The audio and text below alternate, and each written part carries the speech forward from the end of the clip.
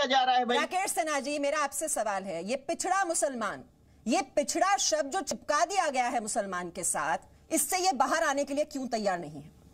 देखिए, वास्तव में मोहन भागवत जी ने जो दो महत्वपूर्ण बातें कही हैं, वो पहली बात यह है, इस देश के स्वभाव में और संस्कृति में बहुलता है और हम सबको एकोमोडेट करते हैं और साथ साथ चलते हैं। जो संगच्छत्वम संबद्धम की जो हमारी संस्कृति है, साथ चलना, साथ बोलना, उसमें मुस्लिम समाज हमारा अभिन्न हिस्सा है।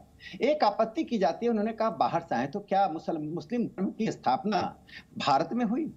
जिस धर्म की स्थापना बाहर में हुई वहां से वो आए, और इसी को तो भारतीयकरण कहते हैं। इसलिए मोहन जी ने दूसरी जो महत्वपूर्ण बात कही कि कुछ कट्टरपंथी, जिसमें अभी हमारे मित्र बोल रहे थे, जो तीन बातों को लेकर 1870 से चल रहे हैं, डेप्रिवेशन, डिनायल और डिस्क्रिमिनेशन। भेदभाव होता है, उनको हाशिए पर डाला जाता है और उनको चीजें नहीं दी जाती हैं। भारत का जब संविधान बना तो एक वन पीपुल की बात कही गई, मोहन भागवत जी ने दो और उसमें बातों को जोड़ा।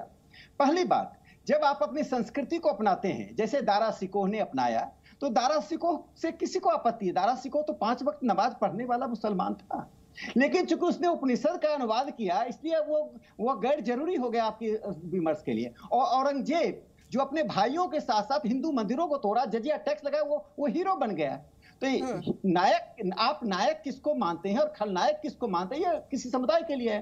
तो इस देश के अधिकांश मुसलमान जो गांव में, छोटे छोटे शहरों में रहते हैं, कस्बों में रहते हैं, वो हमारी समाज संस्कृति के अभिन्न हिस्से हैं। लेकिन जो 10% हैं, जो वोट बैंक की राजनीति के शिकार हैं, जो उम्मा का हिस्सा बनते हैं। अभी उन्होंने क्या कहा, बाहर के मुसलमानों से हमारी तुलना नहीं कीजिए, मुझे बहुत अच्छा लगा।